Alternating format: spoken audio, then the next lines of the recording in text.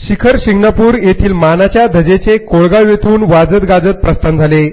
यावेळी धजीस निरोप देताना ग्रामस्थांनी फराळ वाटप केले। ही धज कोळगाव ते शिखर शिंगणापूर हा 140 किलोमीटर प्रवास पायी चालत जाऊन भक्तगण शिखर शिंगणापूरला हजेरी लावतात।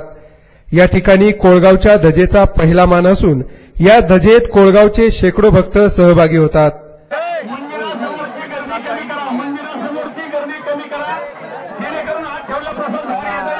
नाही